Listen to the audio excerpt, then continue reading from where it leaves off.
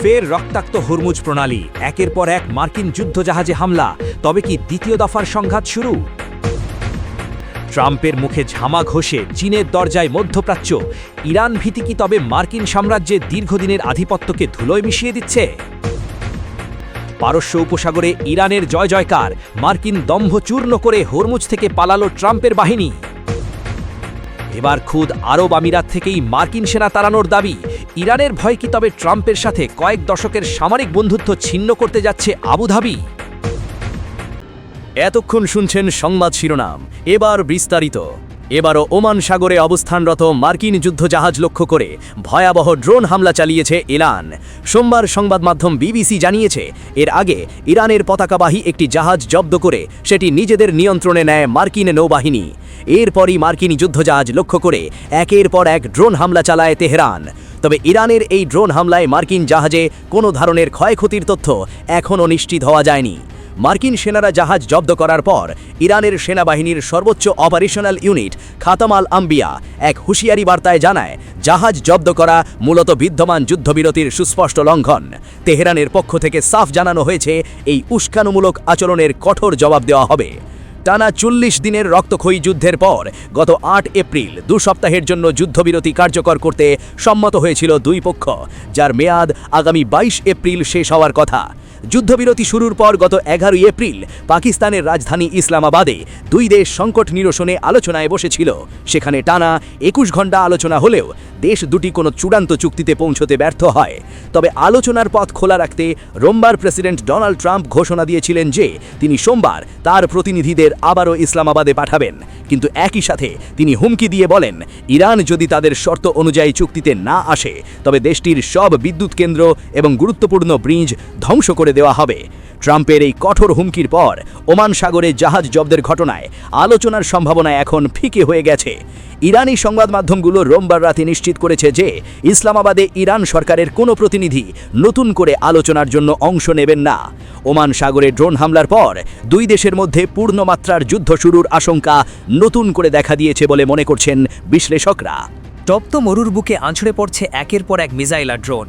দীর্ঘ এক শতাব্দীর স্থিতিশীলতা চূর্ণ বিচূর্ণ করে দিয়েছে মাত্র ২ মাসের রক্তক্ষয়ী ইরান যুদ্ধ। যে আরব্যবাজনের গল্প এতদিন চলত তেলের বিনিময়ে নিরাপত্তার অটুট প্রতিশ্রুতিতে, আর সেই বিশ্বাসের দেয়ালে ধরেছে বিশাল ফাটল। ওয়াশিংটনের অত্যাধুনিক নিরাপত্তা বলয় কি তবে কেবলই কাগজের বাগ?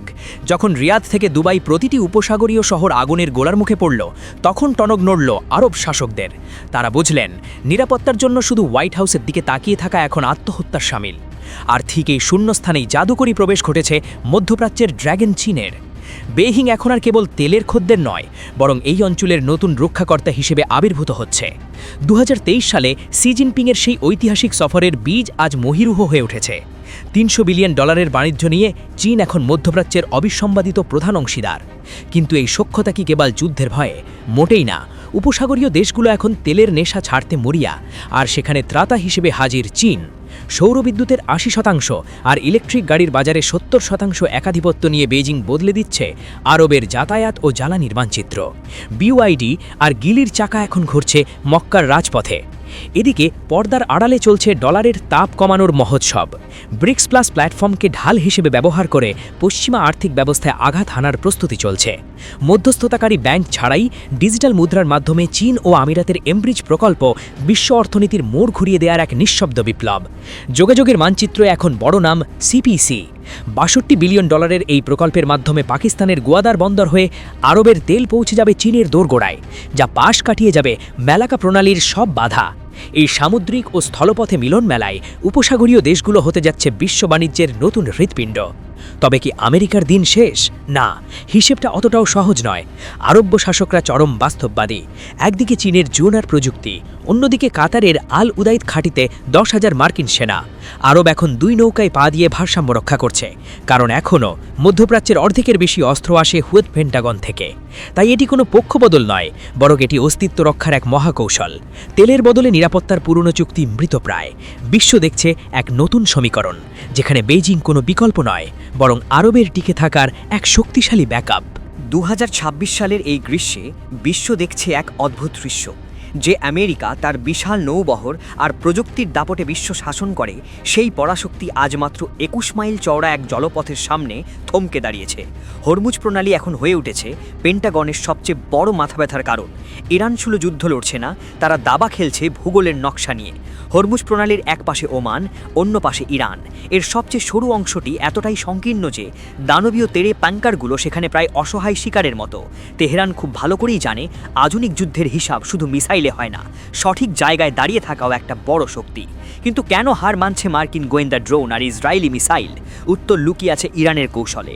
গত ফেব্রুয়ারি থেকে হাজারো হামলার পরেও তেহরানের সামরিক শক্তি দমানো যায়নি, কারণ তাদের প্রতিরোধ ব্যবস্থা কোনো একটি কেন্দ্রে নয়, বরং ছড়িয়ে আছে পাহাড়ের গুহায় লুকোনো ঘাঁটিতে। একটি মাথা কাটলে যেন আরও 10টি মাথা গুজিয়ে উঠছে, এক অদৃশ্য ও বিকেন্দ্রীকরণ প্রতিরক্ষা বলয়।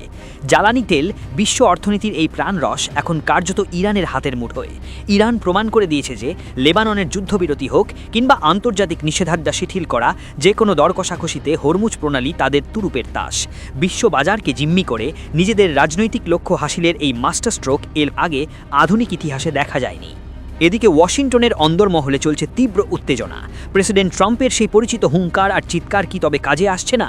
ওমান উপসাগরে ইরানি জাহাজ জব্দ কিংবা নিখোঁজ যুদ্ধ বিমানের ক্রুদের নিয়ে মার্কিন প্রশাসনের অস্থিরতা আজ স্পষ্ট। একদিকে পেশিশক্তি প্রদর্শনের চেষ্টা, অন্যদিকে বড় সংঘাতে হয় পিছু হটা, সব মিলিয়ে এক অদ্ভুত দ্বিধায় হোয়াইট হাউস। আন্তর্জাতিক সমুদ্র সীমায় অবাধ চলাচলের যে প্রচলিত আইন ছিল তা এখন কার্যত ডাস্টবিনে। হরমুজ দিয়ে জাহাজ চালাতে গেলে এখন মানতে হচ্ছে ইরানের অলিখিত শর্ত। অভিযোগ উঠেছে নিরাপত্তার নামে বড় অঙ্কের অর্থ গুনতে হচ্ছে বাণিজ্যিক জাহাজগুলোকে। অর্থাৎ ওই ২১ মাইল পথে তেহরানই এখন শেষ কথা, তারাই এখন স্বঘোষিত ট্রাফিক পুলিশ। যুদ্ধের দামামার মাঝেই আলোচনার টেবিলে চলছে অন্য এক লড়াই। ইসলামাবাদে মুখোমুখি বসতে যাচ্ছে যুক্তরাষ্ট্র আর ইরান। আমেরিকা চায় পারমাণবিক লাগাম, আর ইরান চায় তাদের আটকে থাকা কোটি কোটি ডলারের মুক্তি। তাহলে কি সামরিক শক্তির দিন শেষ হতে চলেছে? ডক্টর জেনেস টি এইচ সিয়াহানের বিশ্লেষণ বলছে, ইরান বিশ্বকে নতুন এক পাঠ শিখালো কিভাবে সামান্য ভৌগোলিক সুবিধাকে হাতিয়ার বানিয়ে মহাপ্রতাপশালী শত্রুকেও থমকে দেওয়া যায়। হরমুজ প্রণালী কেবল একটি সামুদ্রিক পথ নয়, এটি এখন আমেরিকার অ্যাকিলিস হিল। রণক্ষেত্র পশ্চিম এশিয়া, একদিকে ইসরায়েল ইরান রক্তক্ষয়ী সংঘাত, আর অন্যদিকে খোদ আরব আমিরাতের মাটি থেকে মার্কিন সেনা সরানোর জোরালো দাবি।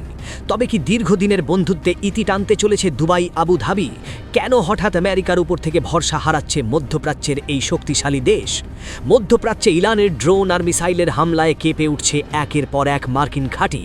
কিন্তু এরই মধ্যে আরব আমিরাতের অন্দরমহলে শুরু হয়েছে এক নয়া লড়াই, যে লড়াই বন্দুকের নয় বরং কূটনৈতিক সার্বভৌমত্বের। খোদ আমিরাতের প্রথিতযশা বিশ্লেষকরাই এখন বুক ঠুকে বলছেন, বড্ড হয়েছে, এবার বিদায় নাও আমেরিকা। যিনি একসময় পশ্চিমা বন্ধুত্বের গুণগান গাইতেন, সেই প্রখ্যাত রাজনৈতিক ভাষ্যকার আব্দুল খালেকের আবদুল্লার গলায় এখন অন্য সুর। তিনি সরাসরি দাবি তুলেছেন, আরব আমিরাতের মাটিতে থাকা মার্কিন সেনাঘাঁটিগুলো এখন আর কোনো কৌশলগত সম্পদ নয়, বরং বোঝা হয়ে দাঁড়িয়েছে। তার সাফ কথা, সময় এসেছে এই ঘাঁটিগুলোতে তালা ঝোলানোর। কেন এই হঠাৎ ভুল বদল? উত্তরটা লুকিয়ে আছে আমিরাতের আত্মবিশ্বাসে। আবদুল্লার দাবি, ইরান যখন হামলা চালিয়েছিল তখন আমিরাত নিজের আকাশ সীমা নিজেই রক্ষা করে বিশ্বকে তাক লাগিয়ে দিয়েছে। মার্কিন ছায়ায় না থেকে নিজেদের আধুনিক প্রযুক্তিতেই যে তারা সুরক্ষিত, তা আজ দিনের আলোর মতো পরিষ্কার। তবে বিশ্লেষকদের মতে মার্কিন ঘাঁটিগুলো থাকার অর্থ হলো ইরানের লক্ষ্যবস্তুতে পরিণত হওয়া। আমেরিকা আর ইরানের এই ইঁদুর বেড়াল খেলায় কেন বলি হবে আরবের মাটি? এই প্রশ্নই এখন টানা যে আবুধাবির অলিতে গলিতে। সার্বভৌমত্ব রক্ষায় বিদেশি বুটের শব্দ আর কত দিন সহ্য করবে আরব জাতি? এদিকে তেহরান থেকে আসছে একের পর এক চাঞ্চল্যকর খবর। ইরানের দাবি, আল মিনহাজ সংলগ্ন মার্কিন কমান্ড সেন্টারে তাদের হামলায় ব্যাপক ক্ষয়ক্ষতি হয়েছে। যদিও আমেরিকা এই খবরকে ধামাচাপা দেওয়ার চেষ্টা করছে, কিন্তু আগুনের খবর কি আর চাপা থাকে? এই অনিশ্চয়তাই আমিরাতের সাধারণ মানুষের মধ্যে ক্ষোভের আগুন জ্বালিয়ে দিয়েছে।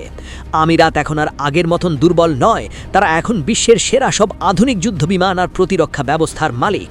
আব্দুল খালেকের মতে, আমেরিকা থেকে শুধু আধুনিক অস্ত্র কিনলেই চলবে, কিন্তু তার জন্য নিজের দেশের জমি বিদেশিদের হাতে তুলে দেওয়ার কোনো প্রয়োজন নেই।